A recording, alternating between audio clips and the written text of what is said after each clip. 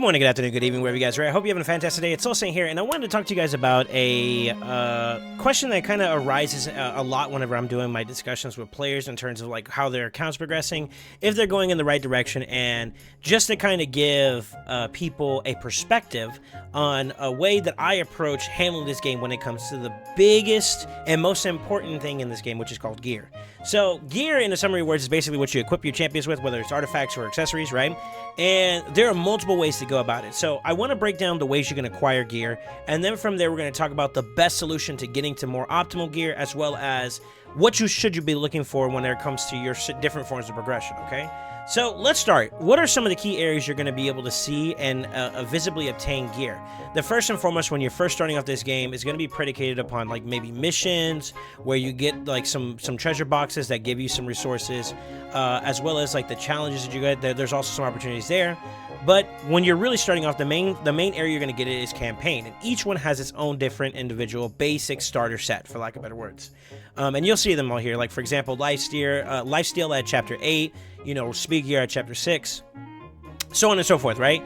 The biggest thing to remember though is that like as you're progressing in the game, you're going to go from different stages or different iterations where your gear is going to evolve with you, right? Once you hit new plateaus, you're looking for new pieces which are going to be substantially better, and you work your way up, right? In addition to that, though, in dungeons is going to be another big place, and this is probably where you're going to spend the bulk of your energy as you progress in the game. The campaign is a finite like objective. It's going to have an expiration date in terms of where you're going to go to consistently for specific pieces, right? And there's going to be a reason why, and I'm going to break it down. But before we go any further, there's going to be different areas that you can also farm into, specifically Ice Golem, Spider's Den, Dragon's Lair, and Fire Knight. Those are the big areas that you're going to be able to get gear, and each one has its own individual artifact set, right? So I'm tailoring this video just to kind of give everybody a breakdown about this, and I'm going to take it from like a more simplistic starter basis, and then we're going to get more and more in-depth to the extreme. But basically, for the lack of better words, each different set has its own case uses, and you're going to plug and play those pieces based off of the needs of the fight or the needs of what your objective is inside said fight. So keep that in mind. For the top end objectives, you're or artifacts for the most part, you're going to get Ice Golems, Dragon's Lair, and Fire Knight. Pretty much is going to be the big three. And then what's always going to be universally valuable is going to be accessories, which is going to be the next set of gear that you're going to be able to acquire, which will be pretty much only in Spider Den in terms of farmable, like on a consistent rate basis, right? There's different ways you can evolve your gear on top of that, which will go down at a later date. That's a little bit more advanced. But to start off, that's pretty much where you're going to get a lot of your gear. Yes, you can get some other pieces along the way in terms of like different areas of focus, like for example, Forge. The Forge is going to be something that unlocks, I think, around like level 40, if I remember correctly. And one thing I want to kind of propose to people is that like as you advance in the game, you're going to realize that there's going to be certain pieces, depending on what you're trying to build, that are going to be valuable more in other directions compared to others. So like it's not going to be Dragon as a one-size-fits-all. Maybe outside of speed, for example, but as you progress, there's going to be certain sets that you're going to be looking for to complement the build and to complement the composition you're trying to do and what they're trying to achieve, okay? So, with that being said, those are some of the different areas you can get some access to some pieces of gear or materials. Like, in order to do stuff in the Forge Pass, you need materials from Faction Wars, or later down the line when you unlock it, Doom Tower, right? Those are going to be the big areas that you're going to get a lot of value from beating bosses. I don't know if you see that little hammer chest right there. That's basically meaning materials for gear, right? As you progress, though, you're going to be able to farm specific areas and whatnot.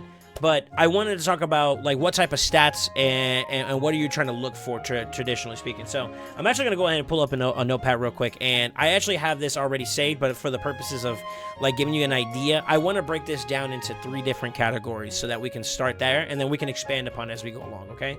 So the first one is support. The second one is going to be your damage-based or your attack type nukers, or basically your offensive nukers, the ones who are going to be putting out the pressure in terms of damage. And then, of course, the last but not least, I'm going to say is utility, okay? So, like, those are the big ones that I would say are how you're going to tailor your stats based off of, okay? And each one has its own intricacies. There isn't a one-size-fit-all. Let me just go ahead and disclaimer now. This is just a generalistic approach, but as you dig into each champion specifically, there may be some value in other areas that we're not talking about for the stat lineup that you're going to want to invest into. And then in other areas, maybe you do. Like it depends on who and what you're building, right? That's always going to be important. You treat each champion that you're planning to build up uniquely amongst themselves. There is no one-size-fit-all. I think I need to reiterate that. There is some that have a lot of associative stats and whatnot that you're looking to build, and there's going to be some overlap there, but for the most part, treat each one uniquely, and enjoy the ride, basically. That's the long and short of it, okay? So when you're first starting out, a lot of times you're not really exposed to what you're going to need in terms of your support. Let me break it down this way. Support champions are typically the ones that are going to keep your team alive in terms of like your buffers, your rezzers, basically your healers. You know, like if you're looking at the trinity of like how your champions are going to be designed off, although there isn't like a specific trinity in the game, there are some champions that kind of fit the umbrella of being like your tank or your healer support champion type aspect. So I'll give some examples of some champions that fit that mold, and we'll just start off with a real quick way. Raglan, support champion. Kaja, support / utility champion. And you're going to see some overlap with some champions, just they may be able to fit different molds. Support champion, you know, like Marishka. I'll break it down even more meta for us for a second here. One of the best supports in the game, literally, is Duchess. Now, I want you to be aware of like when they have like their own little tag support, this can be very misleading, and I want players to be aware that like this type of tag is just a generalistic approach that I think that Plarium or Raid that the way that they introduce these characters are, but you have to look at it on a per kit basis, and I'll give you a perfect example why I say that. There's an Orc who is the best wave clear in the game, so she's more of like your damage out of that trio that I was talking about. She fits more in line with the damage aspect of a build and compared to like being a support or utility base. And the reason why is although she's defined as a support champion, her A3 has one of the best wave clear abilities in the game, which compiles with buffs and some other factors. So just keep that in mind whenever you're making your builds, that sometimes the tags that they give these champions aren't a true indication of what this champion brings to the table. Look at their kit. Do some research on said kit and observe based on how people are utilizing that champion to get a better understanding, okay? So, with that being said, support champions are typically there to be tanky. They're there to provide you support to keep your team alive, whether that's through heals or rezzing. Basically, they want to be the pillar to keep your team alive. So, a lot of times when you're talking about keeping somebody alive or being tanky enough to stay alive, the keyword being tank, you're looking for these types of stats first and foremost. And let's just talk about it. You're going to see some overlap in terms of stats for other type of champions between the three trinities I'm going to talk about today, but in particular, HP defense and defense percent, both of those, HP percent and defense percent, are going to be very, very valuable. Speed universally is valuable in all three of these trinities, but it is worth noting that the faster your support's going, the more active they are in the game, or the more active they are in a fight, which means that they're going to be leading to more active support, more utility, and it goes the same for every single one of the trinity I'm talking about here in terms of like build pathings, right? So HP, very valuable in like PvP side, to be honest with you. As a matter of fact, because we do a lot of like, we incorporate a lot of factors with our damage dealers, which you're going to hear down the road, that incorporate like ignore percent defense, whether that's through set bonuses, masteries, or it's part of their kits. Like think about Sun Wukong's A2, to give an example. Let me pull it up real fast. These champions come in with like built ignore percent resistance, right? Or ignore percent of the target's defense, right? So you want to be aware of that. So from a PvP standpoint, HP kind of actually becomes a little bit more higher value. However, in PvP, or PvE, excuse me, defense actually has a lot more of a higher standing. Now, that's not to say you completely ignore 1% or one stat line for the other. It just means that, like, in terms of, like, the longer you go and the healthier builds are getting, you're going to prioritize that stat a little bit more than the defense for PvP, and the vice versa for the other side of it. That's not to say that they're both not important, though. So, like, a healthy balance of the two is pretty much ideal. And then, of course, if you're tailoring a champion towards a specific type of composition or fight, aka arena or clan boss or a specific boss in, or, you know, content, insert content here, you're going to tailor the stats based off of what you need to achieve. And with that being said, the next factor about it is there's no point of being tanky if you're controllable, right? So one element in this game that a lot of players are exposed to is debuffs. So you have decreased defense, weaken, but then there's also control elements like fear, provoke, freeze, to name a few, stun. And every single one of these has to go against your characters. If the enemy is applying that to your characters, is basically a factor, unless said otherwise. There are some caveats behind this. Unless said otherwise, these champions are typically going to have a battle of their accuracy versus your resistance. So to have a tanky champion not be interrupted in providing the support that your team needs, you need to be able to resist some of their controlling elements in the game. And a really good tank or a really good support champion is going to have the ability to not only take a hit, but also avoid being controlled to a point where they're still enabling your team to do what they need to do. So those 4 stat lines are pretty much the first and foremost go-tos that I will try to find in your support champions, your tanky type champions. I'll give you a perfect case in point. One free-to-play champion that everybody got and from a daily login was Ultimate Death Knight, who has risen to prominence and is a part of the meta. This champion scales well across the board with all of these stats. Now, an argument can be made to drop his speed so that you can maintain one itemization stat line that you can have, which is going to be like Stone Skin, which we'll do a breakdown in terms of like different pathings, maybe in another video per support, which I will be doing. But for the most part, HP defense, HP percent, defense percent, and then of course resistance are all valuable stat lines that UDK thrives off of, because he's there to be a wall that mitigates people based off of his passive, right? So like having that stat line up increased to the highest you can get it in a healthy set would be very ideal, right? Now, for damage dealers, it's a little bit different because you're not looking to keep yourself alive directly as a first focus. There is some arguments to maybe building a little bit more tankiness, and I'll point those out in a little bit. But for the most part, the main stat lines you're looking for is, once again, speed being universally very, very well, but then a healthy cap of 100% crit rate depending on the champion, and then as much crit damage, a healthy balance of crit damage and their primary stat. So there are different types of nukers in this game.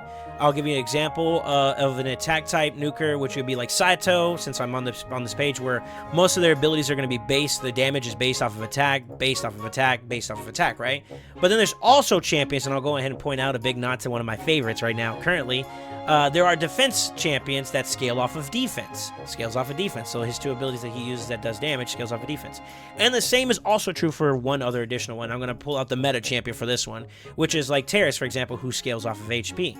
If you can see, if you read it, it says damage based off his HP. Now, there's some other caveats in terms of like scaling, which will be based off of the amount of buffs they have. But for the most part, the damage is still scaling off HP. So when I say primary stat, it's going to be based off of one of those 3. So depending on the champion you're using, if you look and read their kit, you'll see that they're scaling off of something in particular. So healthy, 100% crit rate, as much crit damage as you can get, as well as enough of their primary stat line, right, which is going to be attack percent, defense percent, or HP percent, depending on what you're looking at. And then, of course, there are some caveats for some opportunities to maybe introduce some control. I'll give an example going back to my favorite Ragash. He is a champion that has built-in control from a stun standpoint on his A2. Now, although we are exposed to a polymorph meta, this champion still technically can control like DPS options. For example, I go against Rhodos, who I can't one-shot. So having that stun denies them that extra turn. If I do more than 50, or try to do more than 50% of their HP, they get that injected turn, right? So being able to provide some form of control is not too bad when you're using it in champions like this. But first and foremost, the primary focus should be to get as much damage as you can. And then if you are looking to play into that type of control that you can get off of that champion, maybe you can incorporate some accuracy to give yourself along the way. But it is not a primary focus. It's a secondary or optional focus, okay?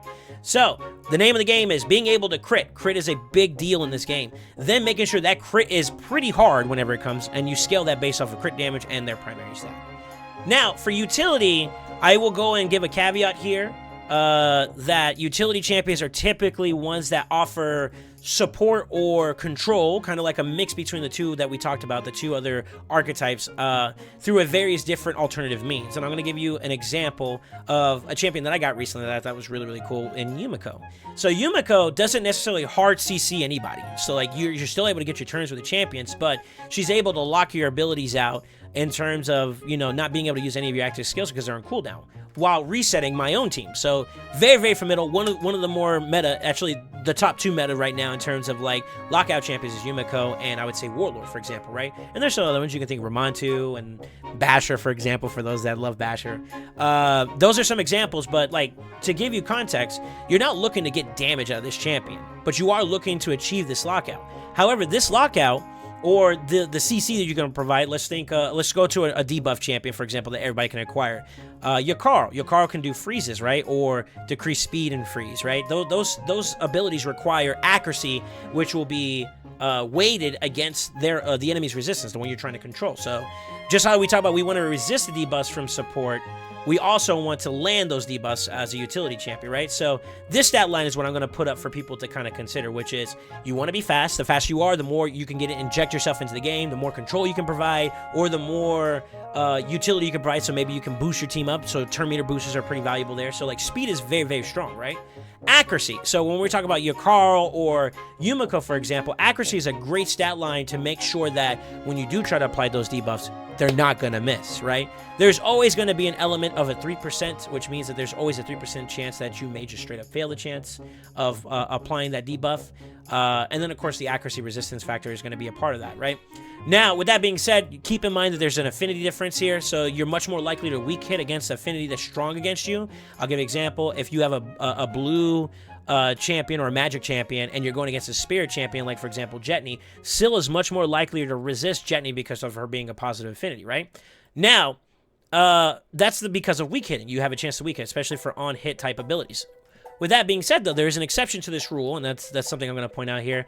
This debuff cannot be resisted. If you see that in there, whether it's conditional upon something else or an external element, or if it's just a part of the kit altogether, accuracy becomes a lot less needed because no matter what, it can't be resisted. Resistance is the factor by which accuracy is dependent upon, right? So accuracy needs to be higher than resistance in order for it to have a better chance of landing, right? Resistance needs to be higher if you wanted to avoid, taking that debuff. So just keep that in mind.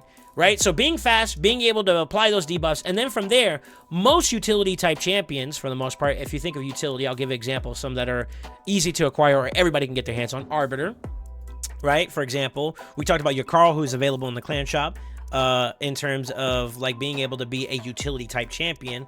These champions don't necessarily, your Carl has an exception to this. He may not necessarily need to be geared up towards like high damage output. On top of that, he can be a damage dealer, but in general, when you look at like Yumiko, Arbiter, Warlord, to name a few, you're not looking for damage out of them. That's what the damage dealers are for in your teams, right? So your composition needs to be built to have some kind of damage outlet involved, right? But these utility champions are there to help you get there, or to prevent your enemy team from getting there, right? So that's a good idea to kind of keep in mind, right? So in the aspect of things, if they've achieved what they need to achieve and you need them to go a little bit longer so they can get the next part of their kit out, or to provide additional support or utility on top of that, then having them to become a little bit more tankier, I see it be valuable, right? So HP percent and defense percent, kind of leaning towards the comparableness to like a support champion. These are very interchangeable, but I thought it would be worth a nod because accuracy becomes a lot more valuable for these type of champions to land their debuffs, whereas support champions that are just there to heal, sustain, or revive your team, they don't necessarily need accuracy to do it, right? So with that being said, I wanted to give you guys that little bit of a quick breakdown so you have an idea of what to look for. So there's a lot of different sets in this game, and it can be very overwhelming if you're not careful.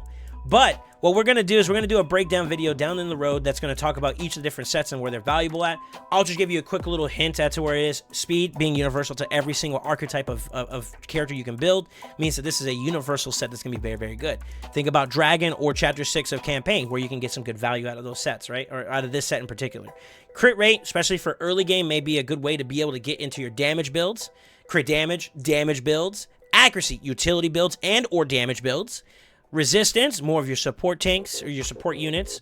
Lifesteal, this is a metric by which if you don't have a support champion to work off of with, your damage dealers or your utility champions can be built in this to give themselves a little bit of sustain so that they can fight pretty well in a prolonged battle, right?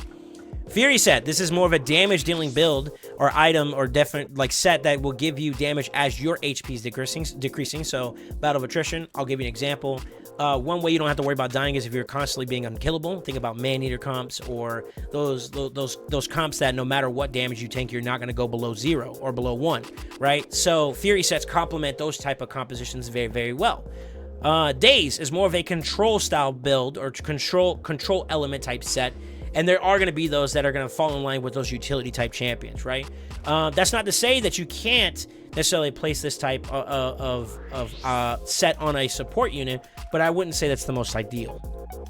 Think control, right? So when you think control, think utility. Same thing with Cursed. Now, Cursed has a little bit of exception because it's risen to prominence since its rework in terms of like area of usage. So Hydras become a lot more valuable, and you can have a damage-oriented control set. with Cursed, or you can have it as a support unit set. So like you could think Lydia to give, since she does like a lot of AoEs with her A2, it puts debuffs anyways, you can get extra debuffs so that you can maybe drop a Hexer so that you can have it. So if you don't know about Hydra, take a look at the Hydra videos that I've done videos on. They're very, very informative, and maybe they can help you out a little bit more with being a viable alternative to champions in the sense of that. Frost actually could be good on a support champion or utility champion because it has a 20% chance of placing a freeze debuff on attacker, so you taking damage, which is something that supports are pretty much expecting. Same with utility. You want to be able to maybe create some windows of opportunity by freezing a champion from this. You know, you'd probably look for defensive stats that we were talking about, you know, that HP percent, defense percent, speed, resistance in this build is possible. Now, damage champions, because this is a 4-piece set, it's pretty restricting because you only have 2 extra slots from the artifact side to create damage opportunity, and I would say there's much more valuable damage sets that would probably give you, you know, validity. So I would say this is less likely a damage DPS type set, so I would probably refrain from using it if possible. Frenzy is more of a utility type of set where your turn meters increase for each debuff you receive. A support unit can use this so they can speed up a little bit more, but to be honest with you, I look at this as more of like a utility for a niche type of build for specific champions and niche content, maybe Doom Tower or maybe a solo build as type of build for like your Battle Khazar, for example, which I'm not sure if that's still if that's still prominent for players, but that is a viable option for it. So less likely to be valuable in terms of PvP or just in general in terms of game value. That's where you could see it at, right? Regeneration, however, for those same type of niche builds, if we're talking about duoing a content, and I want you guys to think about the Artac video I did with duoing Sand Devil with Aniri, or in my most recent iteration, I did chapter 20 or stage 25 with Fat Man instead of Artac and with Aniri. Both of them are in regen, right? So this type of set is very, very valuable for those type of builds, but I will also give a nod that it may have some case uses for champions such as like your Duchess, for example, or any of those champions that you're looking to inject more sustain into it. Now, is this the best option? Probably not, and I'll go down the road and I'll talk about something that might be slightly better because of what it brings to the table on top of that heal. But an extra additional heal means that when you're healing, maybe you can focus on the others and not have to worry about your sub because you have that built-in regeneration, you know? Immunity. Really good for champions that need to not get CC'd. So think utility, maybe even support. Immunity could be valuable there, whether that's in PvP or PvE, right? It is a 4-piece set, so you have to keep that in mind about, well, like I said, the limitations of restrictions there. Could be a cause for concern, but not a bad set to give you if you know you're going to be taking a lot of crowd control, right? Shield. I find this to be more of a support / utility type of set that I would incorporate. And I think I lean even more support-wise because one of the biggest stat lines you're looking for is HP percent for your support champions. And this type of set scales off of that champion's HP. So you want to make sure you build a set that's going to give you a shield. It's going to give a shield to your entire team based off of the HP that champion's bringing to the table, right?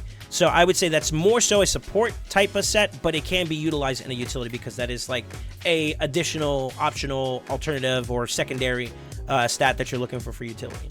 This would be a set that I would not incorporate on a damaged champion if possible. That's not to say, and we're going to go throughout all of this, my exception I want to talk about real quickly here since we're kind of breaking it down.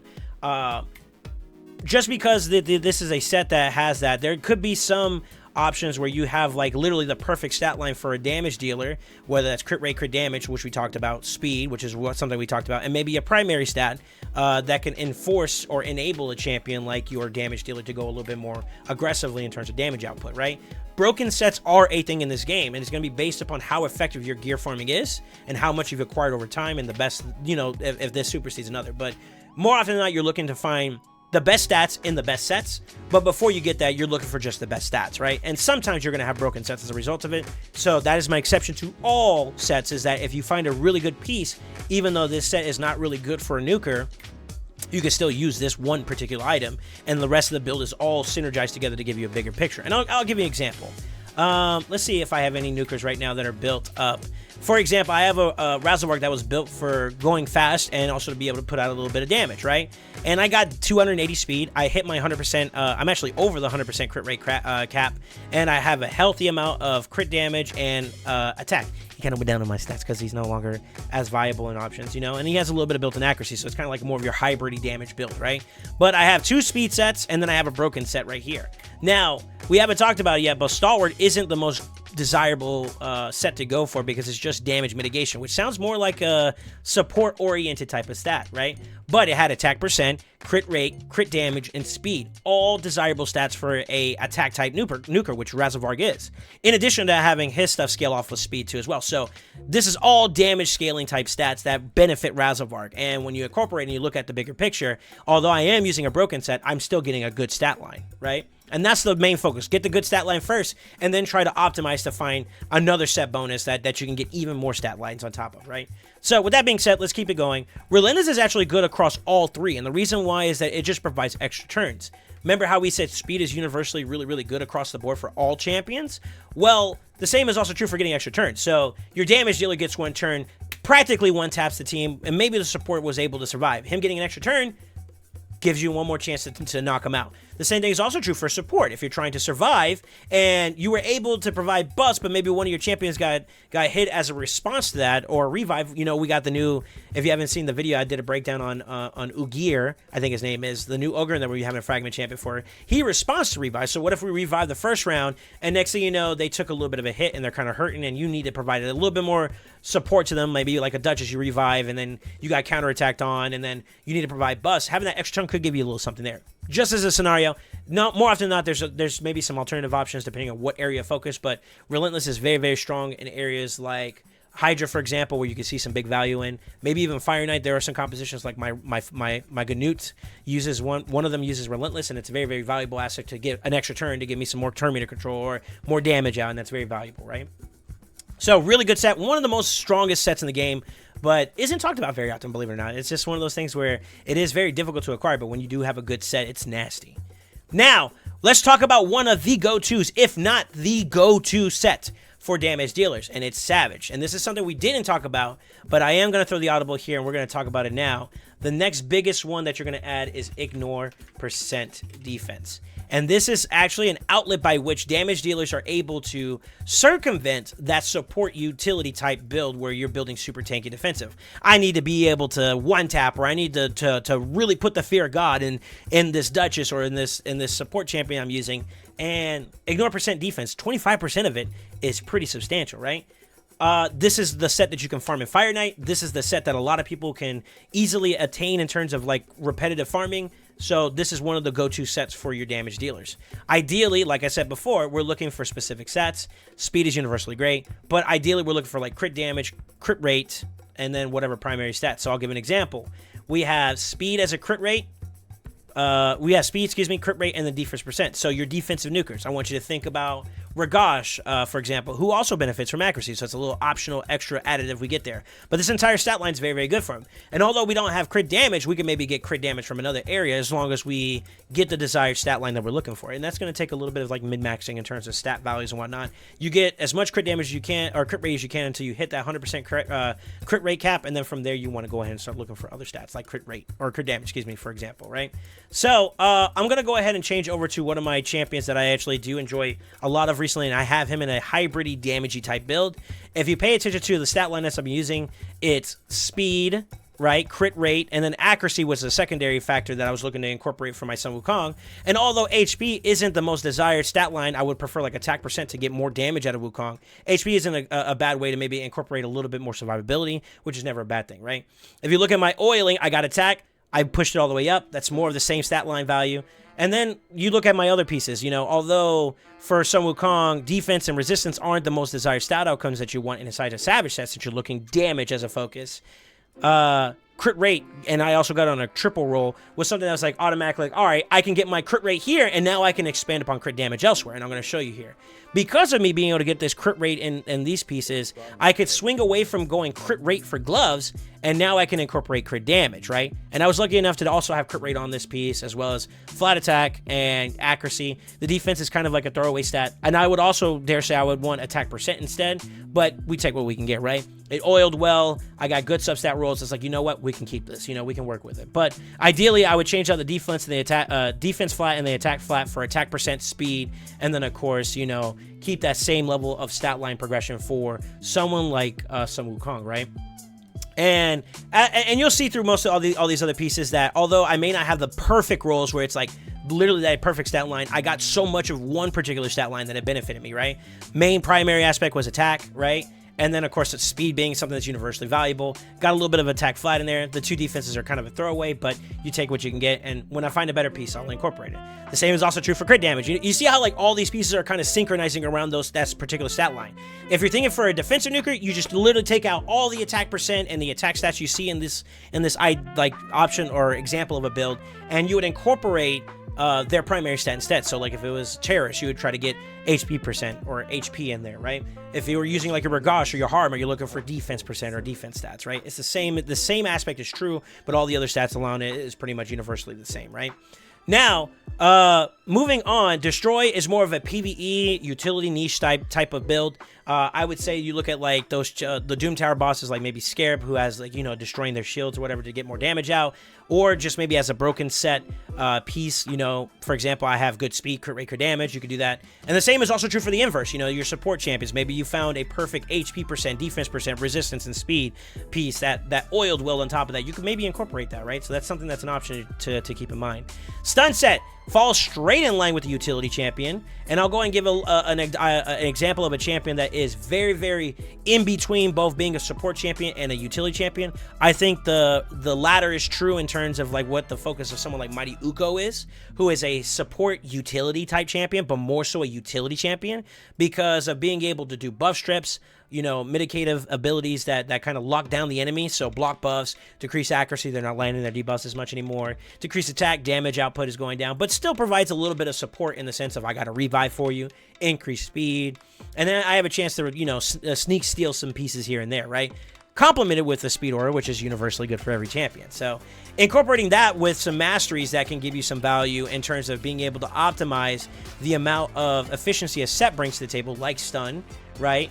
Having that intimidating presence built in with a stun set, giving your champions more of a chance to land those stuns, makes them a very versatile champion. So this would be a great utility type of option, maybe with a provoker, you know, you can, or someone who does like a lot of AoE in terms of control, right? Like Uko, who could get stuns on top of that, right? The same is also true for Toxic. Utilities, damage dealers across the board. This has a very, very niche case basis. More often than not, you're using this on champions who don't provide poisons themselves or in a composition where there's not a lot of present poisons. I think about, for example, one of the first go-to areas is probably something around the lines of like Clan Boss. And an example, I believe I have one built up right now, which is a Seeker. I have Seeker who literally just does buffs and then a provoke, which isn't valuable for Clan Boss, but I don't have a lot of like debuff damage on my team, so incorporating Toxic gives me a lot of value in that regard. So this can go both ways. You can go utility with it, or you can go support or damage dealing routes in terms of like stat desires. For this build, because I'm trying to get damage on top of that, like on hit damage, I also look for damage type stats, so crit rate, crit damage, speed, and then primary stats like attack, since his A1 scales off of attack, right? Another great example, just as a side caveat, this is a defensive type champion, but it scales off of attack for his only damaging ability. Keep in mind what you're building, right? And that's a good example of something I'm going to kind of remind you guys here. So, Toxic set, Provoke set, pretty much the same thing. You see this mostly on utility or support type champions. I think about Hydra content, maybe even Uko, again, if we're talking about PvP, could use this as a part of their, you know, they're doing their debuffs, which is a part of their kit, but they also provide a Provoke, which means that you're locking down the enemy a little bit more, right? Whether that's for PvP or PvE, still a valuable option, right?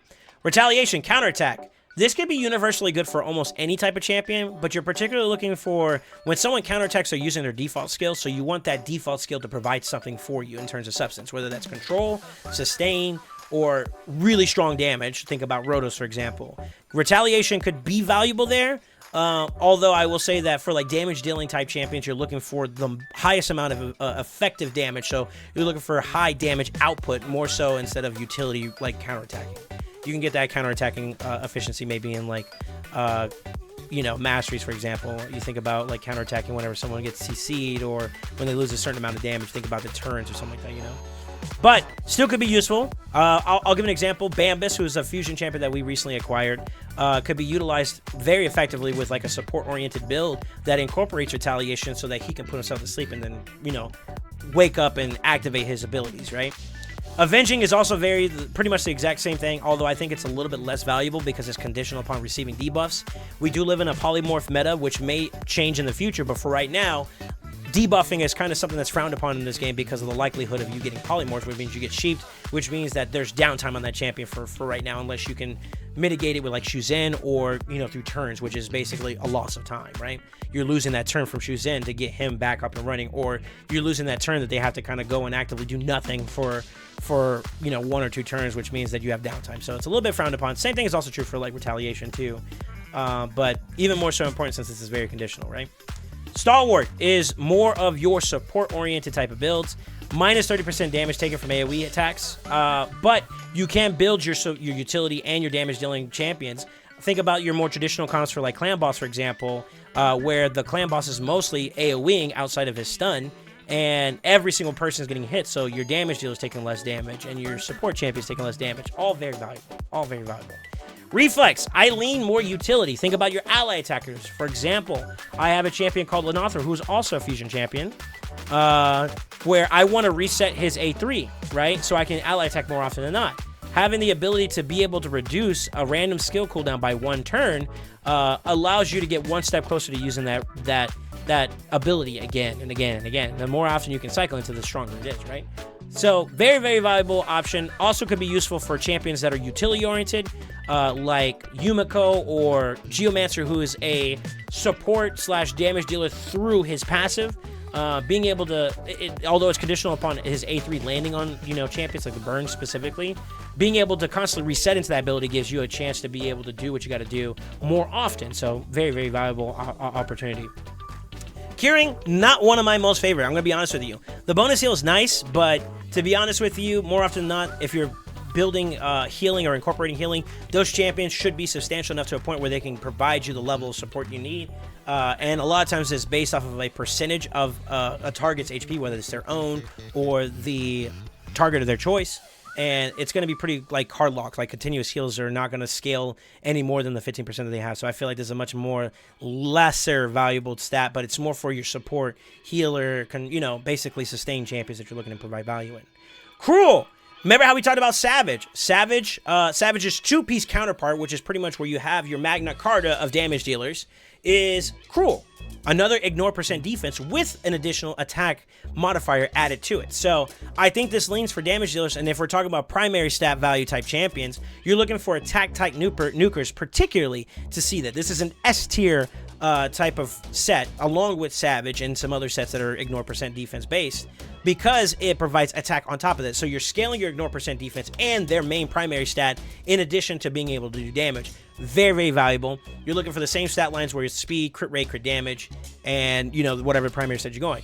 It's A tier, maybe a little bit more towards B tier, depending on how you want to visualize it compared to other sets for like your HP nukers and defensive nukers, but that ignore percent defense is the value, right? The attack is the complementary bonus that is irrelevant for those type of champions in that case, right? However, with that being said, it's a 2-piece set, so you can tether it with another 4-piece set like Savage, for example. Very, very strong. Immortal can be both a nuker build for HP, since it scales off of HP, as well as a support-oriented build or utility build. And the reason why is it's HP percent. So HP being a desirable stat line for supports, HP being a desirable stat line for utility champions, very valuable. And then if you're dealing with an HP percent nuker, very valuable. And then the heal can be bonus, keeping yourself sustained and maintained. Very, very strong. Very, very strong champions. So, the way you can incorporate that across the board is very valuable. I'll give another example is my Aniri requires both regen and immortal, so the extra heals are very valuable there. And having the extra HP also complements her to sustain through those battles a little bit better. So it's a great example in terms of like a stat bonus that you get from a set and how you can incorporate it. You get this from Clan Boss, which is another area you can get gear from in the game, same as Cruel.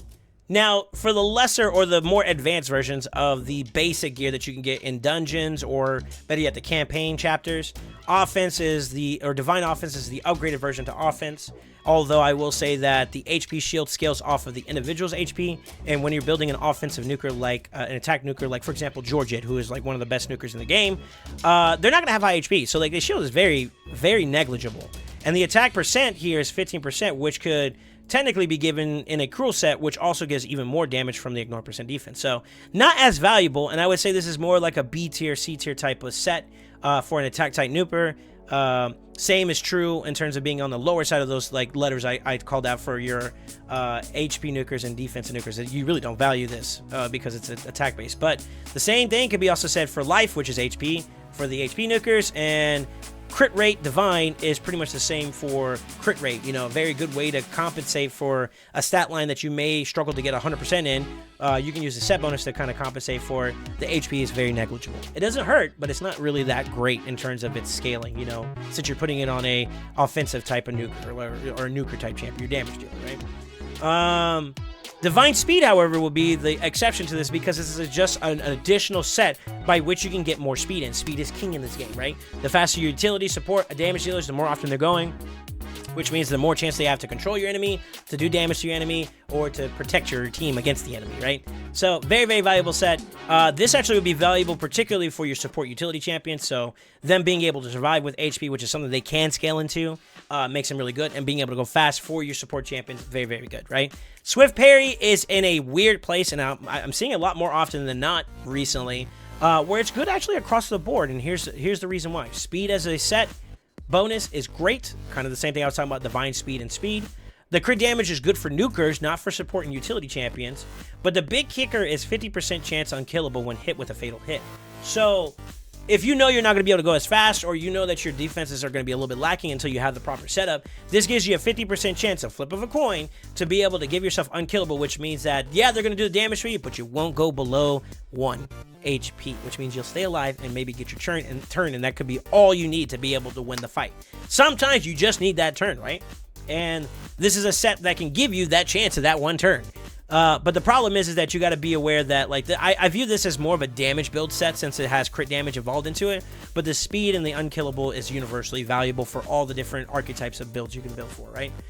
Deflection. Deflection is a good utility build, a good support build, and then depending on how you want to look at it, could have been a good nuker build if it wasn't for either HP or defensive nukers, if it wasn't for the fact that it was a 4-piece set. So this falls back into now being just a utility / support type of set bonus, and I feel like there may be some alternative options that may be just better. It has a 25% chance of deflecting 1 debuff onto the attacker, which could be valuable, but you got to be careful with that because, like I said, poly does exist in this game. Resilience is, on the offhand, though, a 2-piece set, which could be versatile for your support champions as well as your nukers. HP champions can benefit from it, although I will throw a nod here towards the fact that HP sets on a 2-piece set has 5% more, so if you're looking to min-max stats and get the most amount of HP for your nuker or the most amount of defense for your nuker, the subsequent stats you can get, whether it's the life, divine life, defense, or divine there is no divine defense, but there's some other sets that can give you maybe a little bit more comparatively.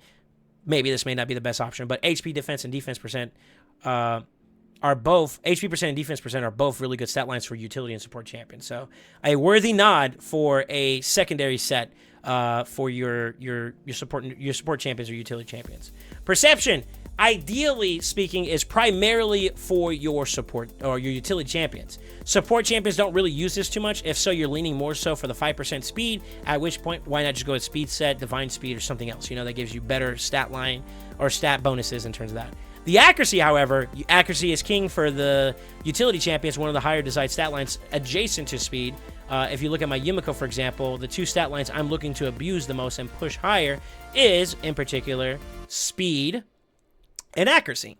The HP and defense percent are complementary after that, but those are the 2 focuses. So I'm going to try to look for better pieces to replace these 2 to find better accuracy. But, you know, I have these 2 and they're just better together as a broken set compared to me finding you know, basically a built-in set. So stats over sets, and then eventually you want stats and good sets. So I'm still working towards that myself for even higher threshold points, right? But this particular set is very, very valuable, those type of champions, because it gives you 2 for the price of 1 set. So a really good versatile. This is the upgrade to accuracy, so it's automatically better in that regard because you get the 5% net of speed. Very, very good. However, I will throw a wrench in or a caveat in there. Speed is universally good for nukers, correct? And then depending on the type of champion you're building in terms of damage dealers, optionally accuracy can be very good. At which point I will give a nod to my Ragash, for example, who is running a perception set along with that Savage set that I'm using. and I'm able to get a better stat line requirement out of it, which means that I'm able to get that pretty much close to 300 accuracy, in addition to my defensive and defense stat, as well as my nuker stat line that I'm looking for crit rate, crit damage, right? So this is a good example of a way to be able to incorporate perception into a nuker build. But you more often than not, in terms of value, it's S tier for like your utility champions, and then depending on the nuker you're using, could be like a solid B tier, maybe even A tier type of stat set to go for. Fatal, one that doesn't see a lot of like healthy nods towards, but is a good stat line for your attack type nukers. Crit rate is a stat line you're looking for. It can help compensate for it. And then attack percent, 15%. So it equals to that cruel set, although it doesn't get the ignore percent defense.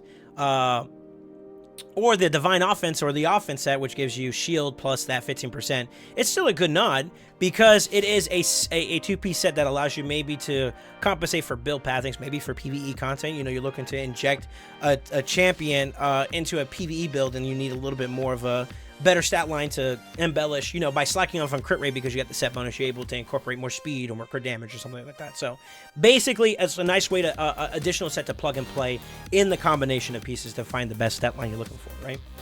Guardian set, however, is universally, I would say, a support build first and foremost, because you're going to build tanky champions to absorb damage. You don't want your nukers to absorb more damage because they're already squishy as it is, meaning that you don't want to take 10% of any damage that's taken from any of your allies. So this leans heavily support first, and then afterwards maybe utility.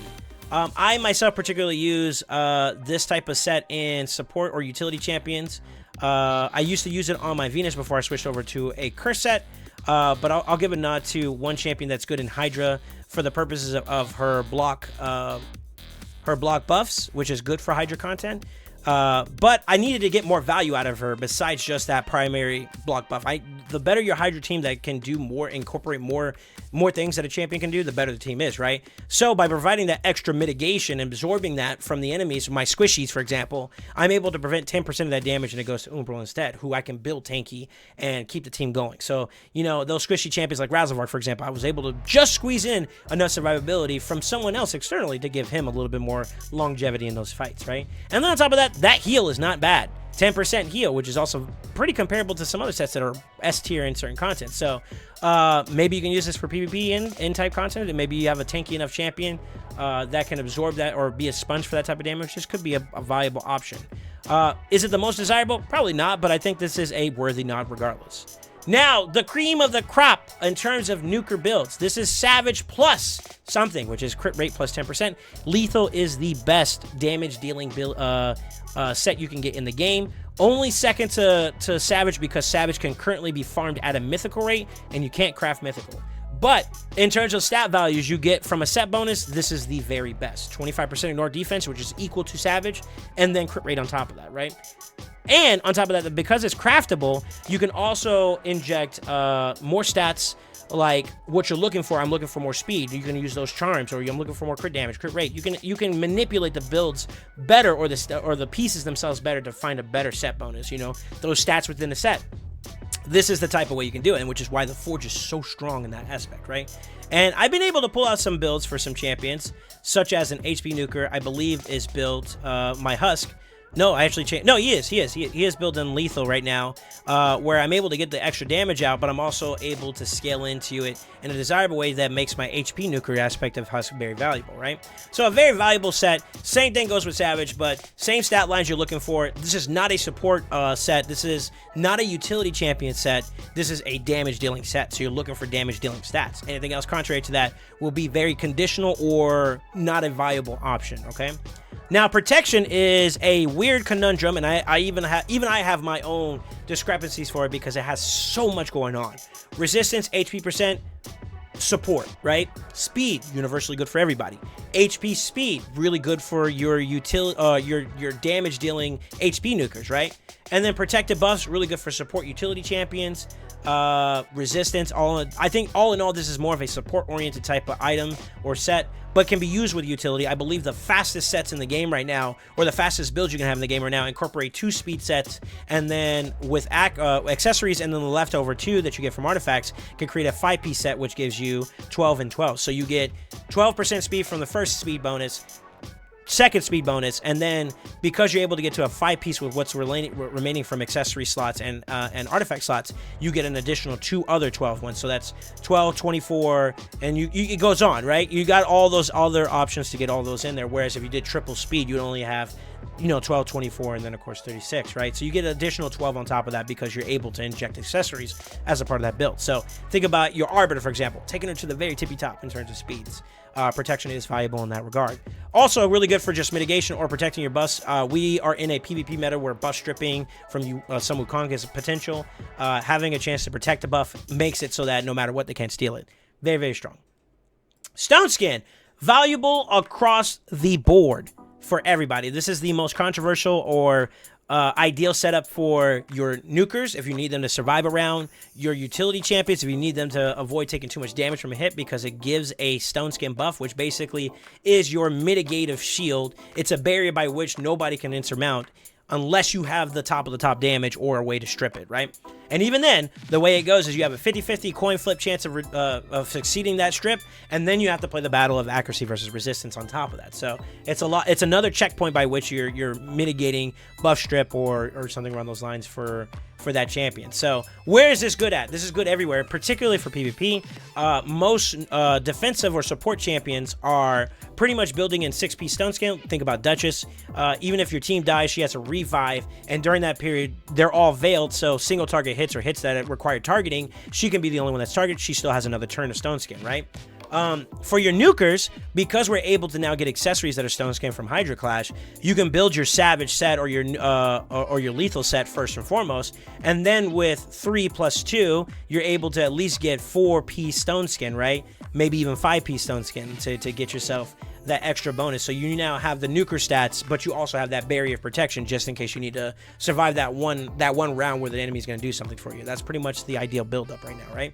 And then the same is also true for utility. I'll give an example of a champion that has to build that, especially when comprised about going against Mariska Terrace, where you're going to do AoE control. Is someone like Warlord, for example. If Warlord is going to go against a Mariska Terrace, he has to hit everybody to put the skills on cooldown, which is the reason why you picked him. You want to create that lockout, but it has to attack all enemies, which means that you're going to proc Terrace's A2 because Mariska got hit, right?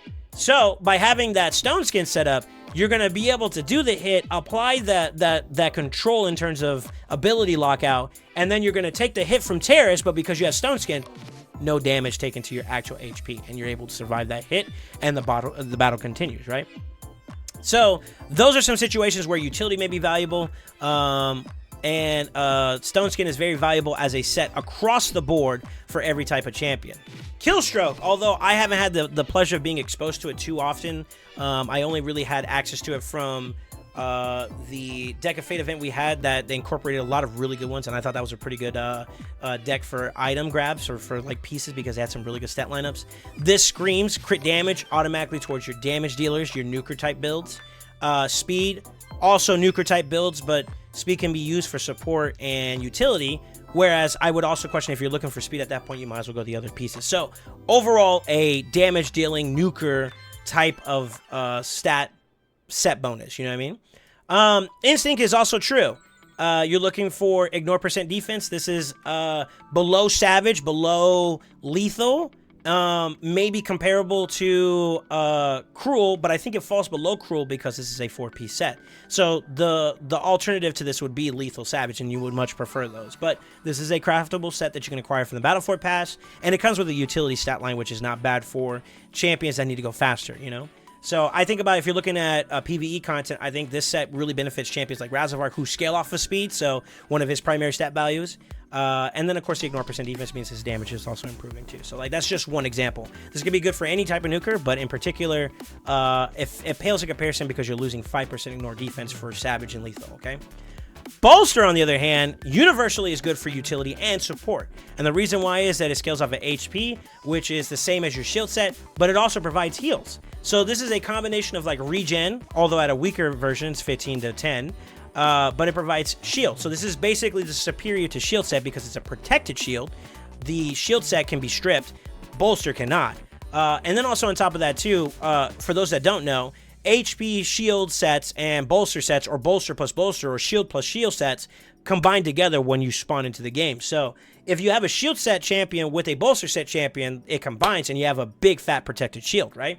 So bolster is just significantly superior because not only it provides that protected shield, but it also gives heal to the person that has this equipped. So I look at champions that can provide you that sustain, or you're support oriented more often than not. It's S tier for support, because champions like Necrit, who aren't really there to do damage, they're there to provide like survivability to your team by giving ally protection, and then, you know, they can inject utility in terms of being offensive with the A2, you know, taking your ally protected champions and force them into ally attack. You have this as an option, right?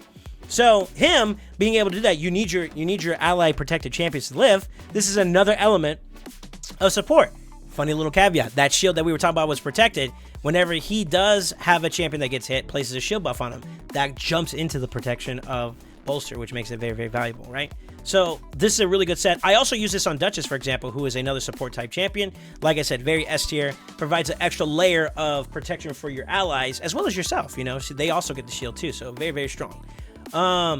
Bolster overall, pretty much one of the most desirable, if not the most desired battle pass, or Forge Pass, excuse me, set to grab, right? Speaking of other Forge Pass sets, you have Defiant. Now, where's Defiant good at? It's a defensive stat line focused set, so you have your defensive nukers automatically benefiting from it. The minus 15% damage mitigation, though, is valuable for both nukers, supports, and utility.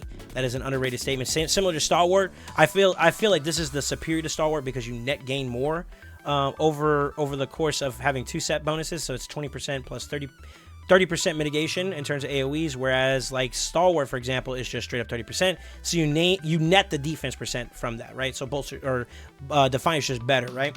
Now, in terms of like build pathings, you can look for offensive stats for defensive nukers ideally, and then of course you can go utility where you have like speed, HP, resistance, and defense percent. So really, really good stat lineup for supports and defensive nukers. Utility can also benefit from it too, but you're looking to min-max based on the stat needs that they have, and that could be something that could bolster that, right? Impulse, however, is one of the more newer pieces, and I think it's a little bit slightly frowned upon because of the chance rating. If you're banking on most of the chance percent to reduce skill, you might as well go Reflex, but it does come with complementary speed, so if you're struggling to hit like certain speed requirements, this could be the injection to it, although you lose 10% compared to Reflex. Reflex, I believe, is 40%, right? So you lose 10% chance to reduce the cooldown, but you gain 12% in there. So it is on the comparable side of Reflex, and what I said for Reflex also holds true for the Impulse, okay? Zeal, on the other hand, is a damage dealing set. And when it first came out, there were some number crunches that were kind of dictating about whether or not this would be better than your Cruel or Savage. And I believe the consensus was as long as that the champion has some form of ignore percent defense. And I'll give an example. One I think that could value from it would be someone like Georgian, who's passive, basically in a flip of a coin match can give your champion extra layer of ignore percent defense, which means you can slack off on the set bonus and maybe inject more damage from there, right? So built-in ignore percent defense or built-in ignore everybody's kit for support bonuses. That champion could benefit from just having a higher scale damage output from something like Zeal.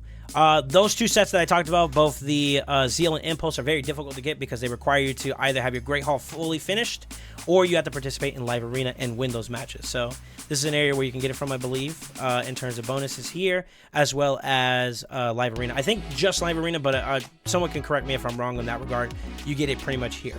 But you have to win Live Arena, which means you're going against other players who may be a little bit more progressed. Keep that in mind. Now, the last but not least, I already saw the set below, which would be Righteous. So speed, universally good for everybody, and then resistance, particularly good for your support champions, right?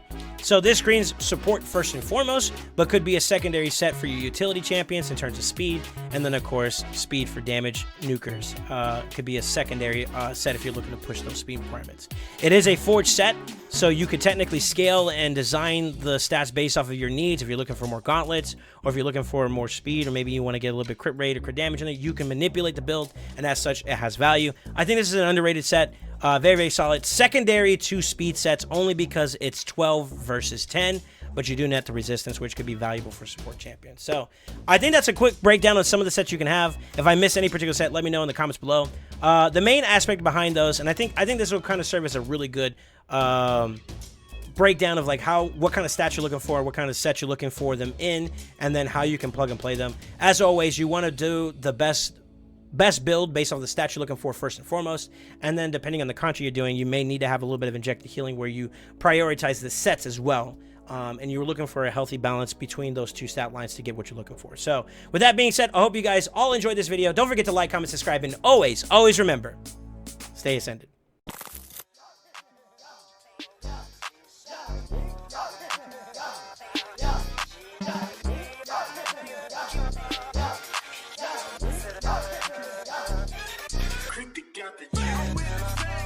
So it's 100 on the floor.